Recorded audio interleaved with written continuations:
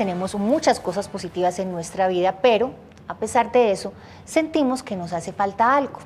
La salud espiritual es un importante elemento de la vida del ser humano. Esta genera armonía y crecimiento personal.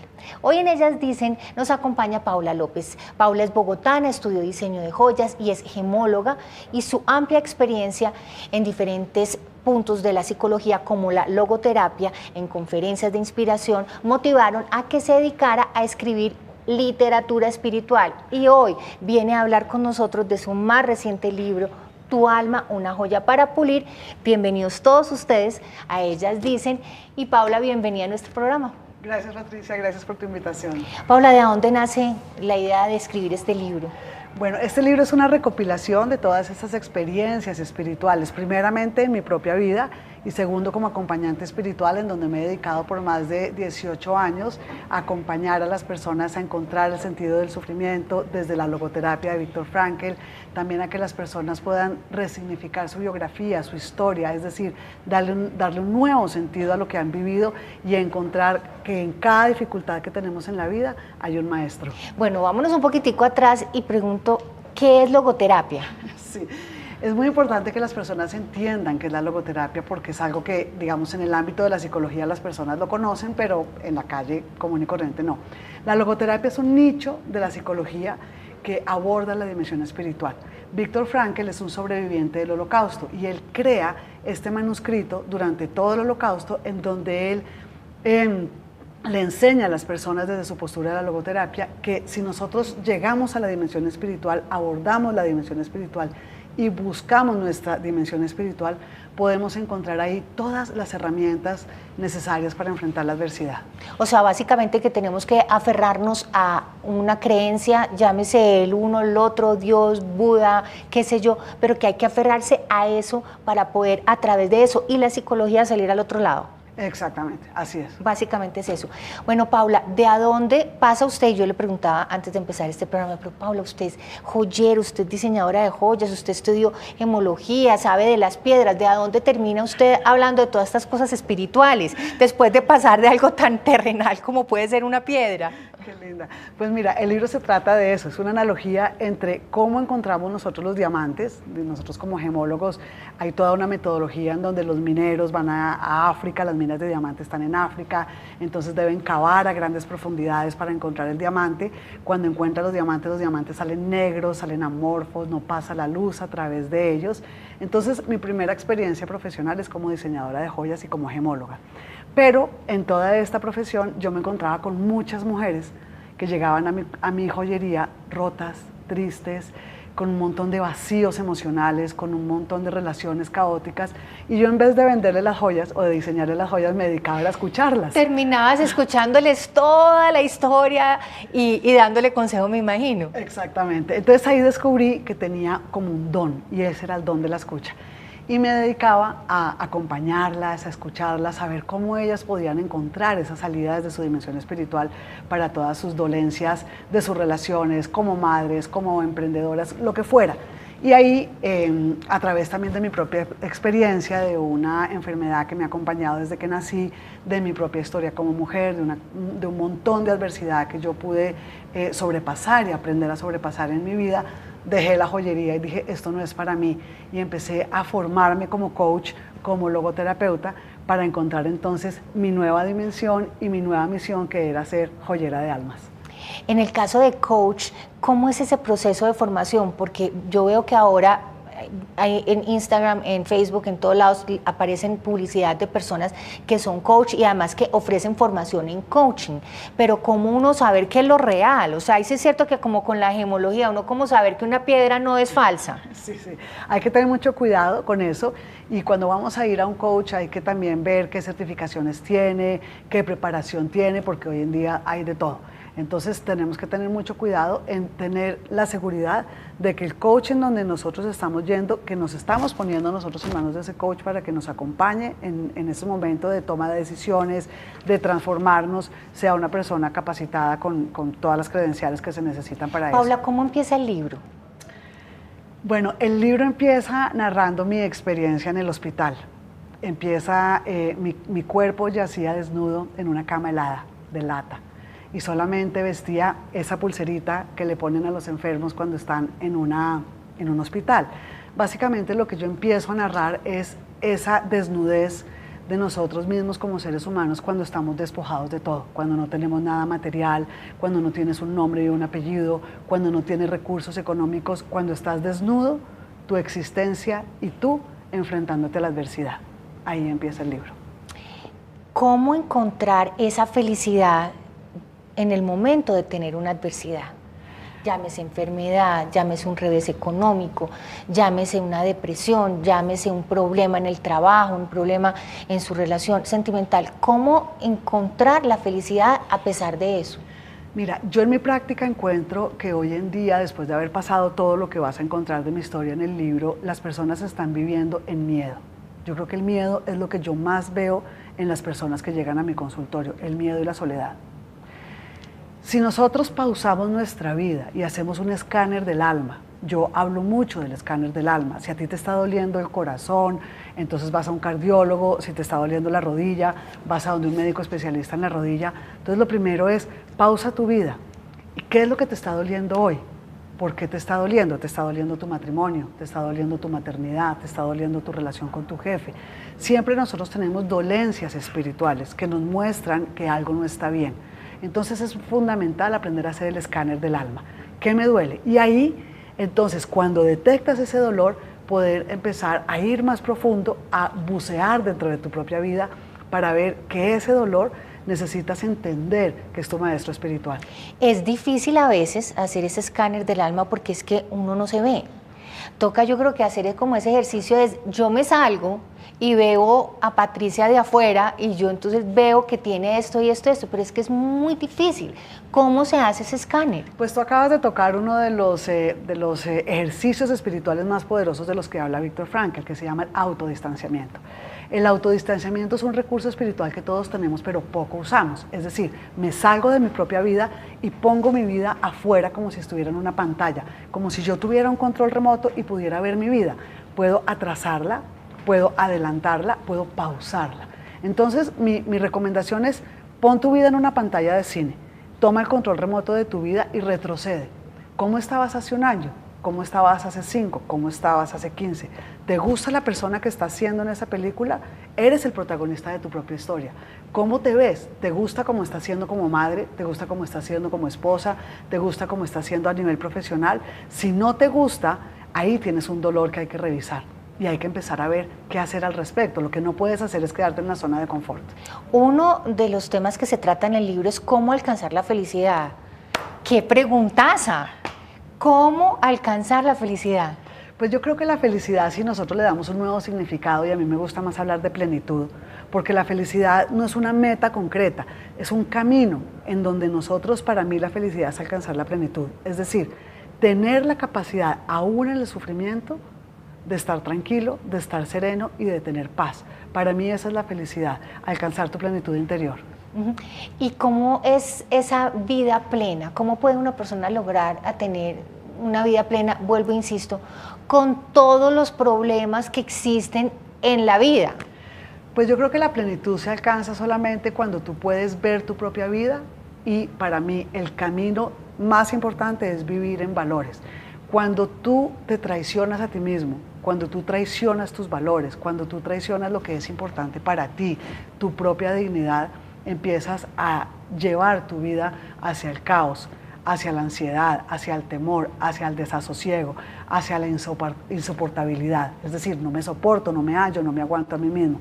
Y la gente hoy en día vive desesperada y vive ansiosa. ¿Por qué? Porque muchas veces traiciona sus valores y negocia con sus valores para complacer al mundo, para vivir según el mundo quiere, para suplir las necesidades del mundo, olvidándose de sus propios valores y de lo que a mí me hace feliz, de lo que es importante para mí. Paula, de su experiencia en coaching y con las personas que van a buscar su ayuda, ¿qué es lo que más buscan las mujeres? ¿Qué es lo que hoy por hoy más les preocupa? Las mujeres hoy en día están en una búsqueda profunda de encontrar su lugar en el mundo. Las mujeres hoy en día están vacías y se sienten cansadas y vacías porque han suplido de amor y de satisfacción la vida de los demás. Las mujeres se vacían a sí mismas por complacer a sus esposos, se vacían a sí mismas por llenar la vida de sus hijos, se vacían a sí mismas por ser profesionalmente exitosas. Y cuando vienen a mi consultorio, lo primero que expresan es: estoy agotada, estoy cansada, me siento vacía, me siento que ya no doy más. ¿Por qué? Porque se han puesto a ellas mismas como la última de la lista.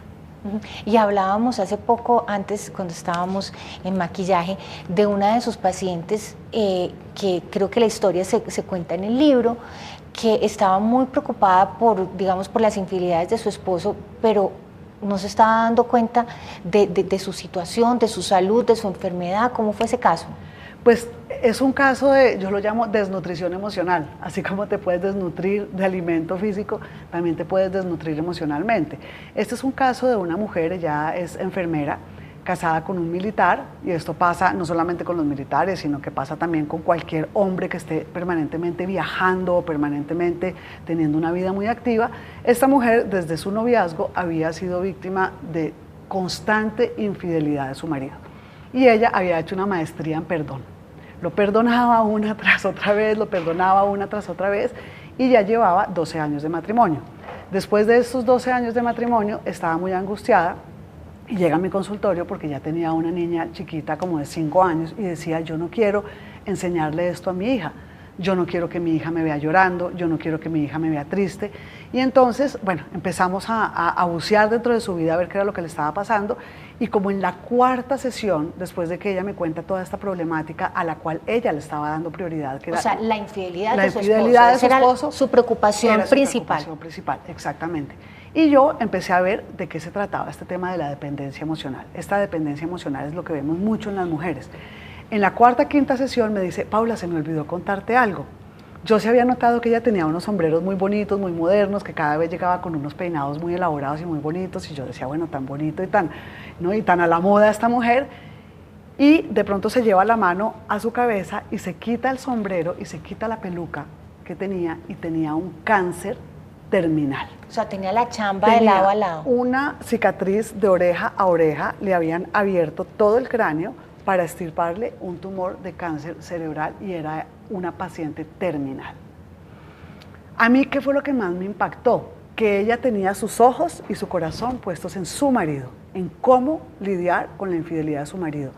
Lo que no se dio cuenta era que esta situación de dolor permanente, de dolor crónico, le había generado un cáncer terminal en donde ella ya estaba desahuciada, y su preocupación era: ¿qué voy a hacer con mi hija? ¿Qué voy a hacer con mi chiquita? Además que ella no estaba, era concentrada, su energía estaba concentrada en pensar cómo hacer con el Señor, y no pensar en cómo sanarse y curarse y lidiar, digamos, con esa enfermedad. Eso es lo más grave, eso es lo que estoy viendo yo en las mujeres. Las mujeres ponen sus ojos afuera, qué es lo que está sucediendo afuera, o con mis hijos, o con mi esposo, o con mi trabajo, pero nos olvidamos como mujeres de poner nuestros ojos dentro de nuestro corazón. ¿Qué está pasando con mi vida? Esta angustia, esta ansiedad que está causando, y de ahí deriva toda la somatización en enfermedades gástricas, en enfermedades también psicológicas, emocionales, en depresión, en trastornos de ansiedad, hasta en infartos, cáncer. ¿Por qué? Porque tenemos nuestros ojos puestos afuera, en cómo nosotros vamos a llenar al mundo, en vez de cómo nosotros encontramos los recursos espirituales para llenarnos a nosotras mismas. ¿Qué hacer cuando la vida, y es uno de los temas del libro también, le arroja a uno preguntas difíciles de contestar? ¿Cómo? ¿Por qué tengo cáncer? ¿Por qué me pasa esto con mi esposo? ¿Por qué me quedé sin trabajo? ¿Qué hacemos cuando esas preguntas se le presentan a uno en la vida? Nosotros como logoterapeutas hablamos mucho de las situaciones límite, el dolor inevitable. Hoy en día lo que estamos viendo en los jóvenes, que estábamos hablando antes de cámaras de los jóvenes, una de las problemáticas más grandes del siglo XXI, no solamente en los jóvenes, sino en las personas, es la incapacidad para sufrir. Todo lo queremos lindo, en las redes sociales todo está presentado hermoso, nos hacemos creer afuera y adentro que estamos felices, y no hay esta capacidad de sufrir. Entonces, cuando nosotros miramos el sufrimiento de frente, cuando nosotros nos encontramos con esa situación inevitable de una infidelidad, de un abandono, de una muerte de un ser querido, de un diagnóstico de una enfermedad, es el momento en donde la vida nos está preguntando a nosotros: ¿cómo vas a responder ante esta situación? Generalmente las personas le preguntan a la vida: ¿por qué a mí? ¿Por qué me mandan esto si yo he sido bueno? No, volteemos la pregunta. La vida te está preguntando a ti. ¿Qué vas a hacer con esto? Y nosotros entonces debemos responderle a la vida. ¿Cómo le respondemos a la vida? Revisando esa situación, hablando con ese sufrimiento y entendiendo que ese sufrimiento vino a enseñarte algo. Conversa con esa situación. Muchas veces tenemos que conversar con la enfermedad, conversar con una infidelidad, conversar con una situación de dificultad con nuestros hijos. ¿Qué viniste a enseñarme? Cuando nosotros aprendamos esa lección espiritual de crecimiento, de desapego, de todo lo que esa situación viene a enseñarnos, esa situación desaparece. Entonces vamos a elevar nuestra conciencia para que podamos ser seres espirituales menos que vivir en la trivialidad de la vida. Paula, hablemos del proceso de escribir el libro. ¿Cómo fue el sentarse a escribir esa primera página? Fue muy difícil, fue una noche a las 3 de la mañana que yo no podía dormir y tenía como una campanita interior que me decía levántate y escribe, levántate y escribe. Yo me levanto y busco en internet ese hospital en Roma, que era un hospital de guerra, al lado del Vaticano, en donde yo había estado recluida en la 7ª crisis de mi enfermedad. Busco el hospital y salta a mis ojos la foto del hospital y la foto de un galpón de 100 camillas, era un hospital público, y yo había estado en la cama número 42, moribunda, llena de sondas, muy enferma, y cuando me encuentro con esa realidad que yo había vivido a mis 20 años cuando estudiaba diseño de joyas en Roma, me salta al corazón una angustia, un dolor de volver a vivir esa situación y empiezo a llorar. Empiezo a llorar profundamente con un dolor horrible de recordar ese momento. ¿Volviste como a ese momento? Volví a ese momento de ese hospital, abandonada, sola, porque estaba estudiando mi carrera de diseño de joyas en Roma, y siento esa desnudez humana, esa fragilidad, esa vulnerabilidad de estar sola en un hospital, abandonada, casi sin hablar el idioma, en una situación de total vulnerabilidad humana. Y ahí empieza el libro, y ahí empiezo a escribir. Escribo 20 páginas, no escribo más, y empiezo a buscar cómo podía yo llevarle esas páginas a alguien que supiera literatura. Y me encuentro con una amiga, Gloria Luz Gutiérrez, que tiene unas tertulias de literatura maravillosas. De literatura, sí. Y le digo, ¿me puedes regalar 10 minutos porque yo necesito que me leas? Ella me lee, y cuando me lee con un gran poeta y profesor de literatura, Díaz Granados, los dos me dicen, creemos que tienes un material poderoso, y ellos me conectan con Penguin Random House, que es la casa editorial, a donde yo finalmente llego, y llego con estas 20 hojitas del manuscrito porque no había nada más. Yo me asusté mucho, Patricia, porque cuando ellos se reúnen a leer, 2 personas de la casa editorial se reúnen a leer mi manuscrito, leyeron 2 páginas. Y al leer las 2 páginas, cerraron el folder, y yo dije, pues por Dios, esto no debe servir para nada, esto no pinta bien, no leyeron nada, no me pararon bolas. Cuando cierran la página, después de leer, yo sudaba del nervio y del miedo. Me dicen, nos interesa tu manuscrito, creemos que tienes una narrativa muy poderosa. Yo no sabía que era narrativa, yo no sabía nada porque no pertenezco al mundo de la literatura. Queremos firmar un contrato contigo. 2 páginas, firmamos el contrato, y de ahí me dicen, empieza a escribir. Ahí me quedo en blanco 4 meses. 4 meses en los que no soy capaz de escribir porque me paralizo de miedo. Digo, ¿ahora qué voy a escribir? Ya con un contrato firmado. Sí, y ahí es donde uno dice, no, yo no soy capaz, ¿cómo fue que pensaron que yo era capaz de hacer esto si yo no soy capaz? Impresionante. Y le escribo entonces a la directora de Penguin Random House en ese momento, que es Elena, y Elena me dice, eso se llama el síndrome del primíparo, el síndrome de la persona que todavía no ha entrado en este mundo. O sea, no se preocupe, es normal, eso le pasa a todo el mundo, pero se sale.